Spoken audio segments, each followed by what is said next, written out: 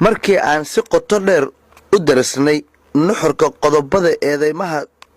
tuhumada ah ee ku xusan soo jeedinta ku taariikhaysnayd 9 Diseembar 2018 aragnayna in aan laga gungaari karin ayadoo tubta sharcigu tilmaamayo iyo hay'adaha garsoorka kor ku tilmaaman la'aantood aan la helin.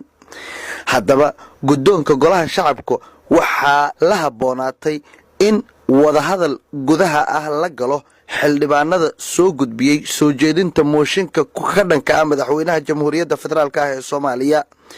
kulamo wadaxaajood ah oo dhowr mar la yeeshay oo si gaar ah guddoonku ula yeeshay xildhibaanada soo jeediyay mooshinka ayaa ayagoo tixgelinaya xaaladaha uu dalku ku sugan yahay iyo in loo baahan yahay in la abuuro lana xoojiyo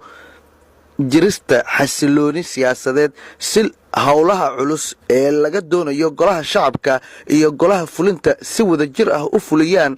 waxay xildhibaanada soo jeediyeen in ay gabi ahaanba ka tanasuleen hindisahoodii xilka qaadista madaxweynaha jamhuuriyadda federaalka ah ee Soomaaliya ee ku taariikhaysnayd 9 Diseembar 2018. guddoonka golaha shacabku wuxuu mahad ballaaran u jeedinayaa dhammaan xildhibaanada golaha shacabka sida wacan ee baarlamaaniga ah kuna dhisan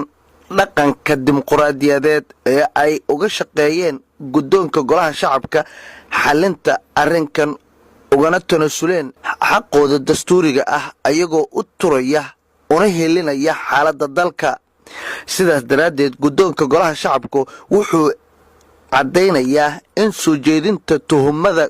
gaboodfalka ku taariikhaysnayd 9 Diseembar 2018 uu halkaasi ku buray maanta oo ay taariikhdu tahay 20 Diseembar 2018. ugu dambeyn guddiga garsoorka arrimaha diinta iyo awqaafta ee golaha shacabka waxaa la farayaa in uu si degdeg ah ula howlgalo wasaaradda cadaaladda si loo hirgeliyo sharciga LR-23 ee ku saabsan maxkamadda dastuuriga ah ee ku xusan qodobka 109 B ee dastuurka federaalka ah ee Soomaaliya. naga guddooma salaan qiimo iyo qadarin xambaarsan ayaa war-saxaafadeedkan lagu gabagabeeyay ayadoo uu ku saxiixan yahay war-saxaafadeedkan mudane Maxamed Mursal Sheekh Cabdiraxmaan.